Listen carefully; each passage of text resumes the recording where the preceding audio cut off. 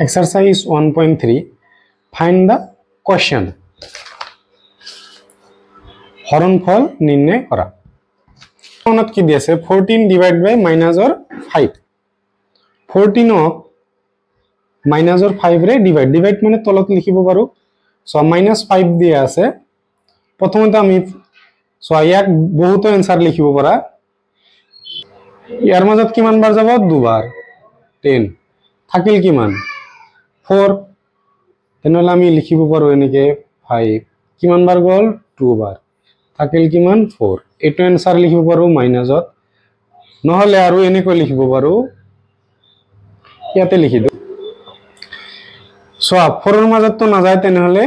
point শূন্য কিমান বাৰ যাব 8 বাৰ নহলে ইয়াক লিখিব পাৰো 2.8 আগতে মাইনাস হ'ব হলে এটো লিখিবা নহলে এটো লিখিবা আৰু তোমালোকৰ যেটো आंसर দিয়া আছে কিতাবত তাতে দিয়া আছে -3 হেতু হিসাবত কোশ্চেনটো হ'ব লাগিছিল 15 ডিভাইড বাই -5 তেতিয়া হলে -3 आंसर হ'ব সো কোশ্চেনটো কি দিয়া আছে -60 ডিভাইড কৰিব দিছে 10 এৰে -60 ডিভাইড বাই 10 শূন্য শূন্য ক্যান্সেল 1 অফ 1 6 এর মাজত কিমান বাৰ যাব 6 বাৰই যাব আগত কি আছে মাইনাস হল ভিডিওটো পজ কৰি লিখিলো মাজতে ডিভাইড চিহ্ন আছে তেনেহলে আমি কি লিখিব পাৰো এনেকে লিখিব পাৰো ওপৰত মাইনাস আছে তলত মাইনাস আছে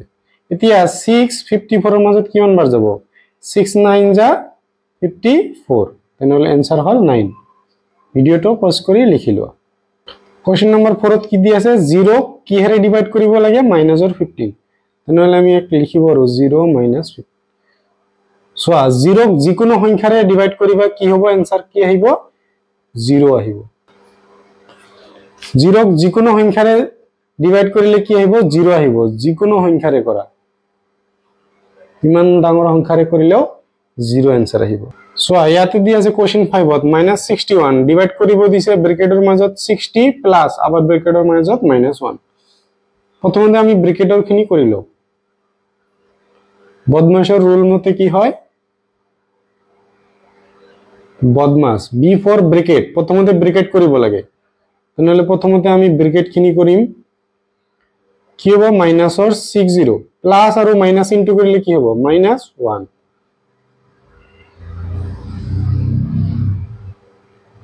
এতিয়াও আমাৰ ব্ৰ্যাকেটৰ কাম শেষ হোৱা নাই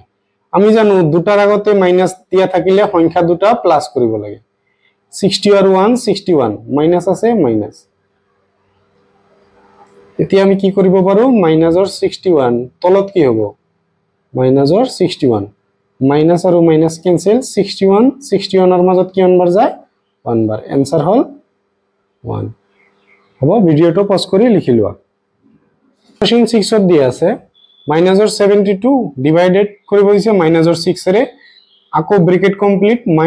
আকো ডিভাইড কৰিব দিছে -3 প্ৰথমতে আমি ব্ৰ্যাকেট খিনি কৰিব লাগে আমাৰ নিয়ম বদমাশৰ নিয়ম মতে 72 ডিভাইড কি হ'ব -6 এখিনি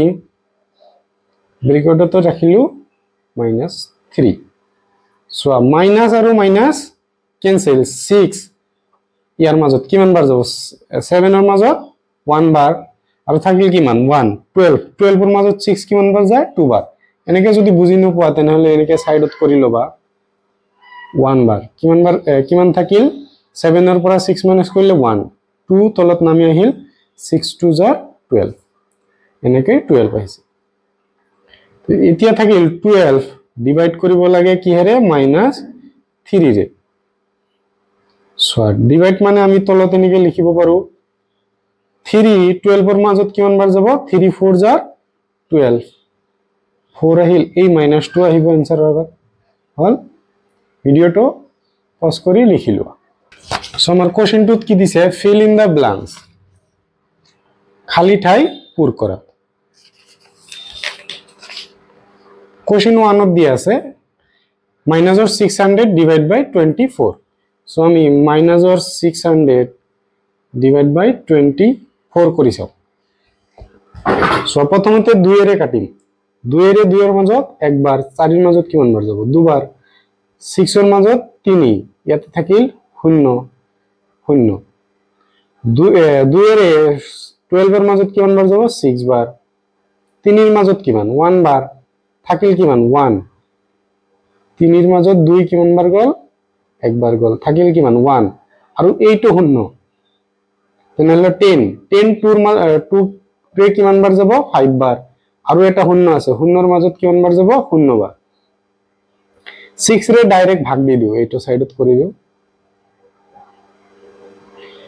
কিমান বাৰ যাব 2 বাৰ কিমান হল 12 5 এৰ পৰা 2 গলে 3 ইয়াতে আহিল 0 6 ইয়াৰ মাজত কিমান বার যাব 6 5 যা 30 তেনেহলে 6150 এর মাজত কিমান বার গল 25 ভিডিওটো পজ কৰি লিখিবা সো কোশ্চেন টুত কি কৈছে -4 * 18 কিহেৰে ডিভাইড কৰিলে কি হ'ব 12 হ'ব প্ৰথমতে আমি কি কৰিম ইয়াক 12 ৰে ডিভাইড কৰিম কিহেৰে ডিভাইড কৰিম 12 এইটো যেটো দিয়া আছে সো আমি 4 এৰে ইয়াৰ মাজত কিমান বাৰ যাব 4 3 বাৰ যাব 3 ইয়াৰ মাজত কিমান বার যাব 6 বার 3 6 যা 18 তেনেহলে ইয়াতে খালি ঠাইত কিমান হ'ব 6 হ'ব ভিডিওটো পজ কৰি লিখিলো সো আমি কি কৰিম প্ৰথমতে ইয়াক এইটোৰে ভাগ কৰিম বা পূৰণ কৰিলে হ'ব এইটো আৰু এইটোৰ লগত পূৰণ কৰিলে হ'ব পূৰণ কৰিম এইটো আৰু এইটো 5 - 6 ইয়াৰ লগত কি কৰিম মাইনাসৰ 20 আমি ইনটু কৰি চাম 5 এৰ পৰা 6 মাইনাস কৰিলে কি হ'ব সোয়া ডাঙৰ হৰুটোৰ পৰা ডাঙৰটো মাইনাস কৰিবলৈ কি কৰিব লাগে প্ৰথমতে ডাঙৰটোৰ পৰা হৰুটো মাইনাস কৰিম 6 এৰ পৰা 5 মাইনাস কৰিলে কি হ'ব 1 ডাঙৰটোৰ আগত চিন দিয়া আছে মাইনাস মাইনাস দেখিলো মাইনাস আৰু মাইনাস ইনটু কৰিলে কি হয় মাইনাস আৰু মাইনাস ইনটু কৰিলে প্লাস 1 আৰু 20 ইনটু কৰিলে কি হ'ব 20 তেনেহলে ইয়াতে খালি ঠাইত কি হ'ব প্লাসত 20 প্লাস লিখিব নালাগে আমি অকল সো কোশ্চেন 4ত কি দি আছে -1 2 3 ডিভাইড কৰিব দিছে -1 এৰে কি হ'ব আমাক লিখিব দিছে ইকুয়াল টু কি হ'ব আমি ডিভাইড কৰিম -1 2 3 1 এৰে মাইনাস মাইনাস ক্যান্সেল 1 এৰে এটুক ডিভাইড কৰিলে কি হ'ব এটো আহিব তেনেহলে 1 2 3 হ'ব ভিডিওটো পজ কৰি লিখিলো সো কোশ্চেন 3ত কি দি আছে ইফ a is equal to -7 is equal to 8 question 3ত কি দি আছে ইফ a divided -7 is equal to 8 then find the value of integer a question 3 যদি a divided -7 is equal to 8 তেন্তে a এর মান উলিয়াব সো কেনেকে কৰিম a ডিভাইডেড আছে ইয়াতে তলত লিখিলো 8 এর তলত মনে মনে কি আছে 1 আছে এর লগত 1 ইনটু হ'ব এনেকুৱা পূৰণ আৰু 8 এৰ লগত কি হ'ব -7 এৰ পূৰণ হৈ যাব 1 এৰ লগত a ইনটু কৰিলে কি হ'ব a আহিব 8 5 jar 56 আৰু এই মাইনাসটো আগত আহিল কোশ্চেন 2 সোয়া কি দি আছে 1 2 5 divided b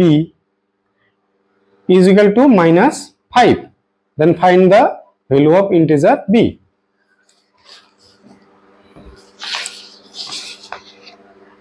অসমীয়াত আমাৰ কি কৈছে যদি 125ক আমাৰ b ৰে ভাগ কৰিলে -5 হয় তেন্তে b ৰ মান কিমান হ'ব হল এইটো সোয়া এতিয়া কি কৰিম আমি 1 2 5 ডিভাইডেড কৰিম b -5 তলত আহিল কিমান 1 এতিয়া সোয়া আমি 5 এর লগত কার ইনটু হ'ব -5 এর আৰু এই 1 2 5 উপৰত 2 আৰু এইটোৰ সাইডৰ তলত 2 এইটো সাইডৰ তলত 2 এইটো সাইডৰ উপৰত 2 আমি জানো ইনটু থাকিলে এইটো সাইডত যাই কি হৈ যায় ভাগ হৈ যাব হল এতিয়া 5 12 এর মাজত কিমান বার যাব 2 বার থাকিল কিমান 2 25 এর মাজত 5 আৰু এনেকে যদি বুজি নোপোৱা তেনেহলে সাইডত এনে ডিভাইডেড কৰি দি আছো 12 এর মাজত কিমান 2 থাকিল কিমান 5 2 jar 10 থাকিল কিমান 2 5 5 25 এর মাজত কিমান বার যাব 5 বার 25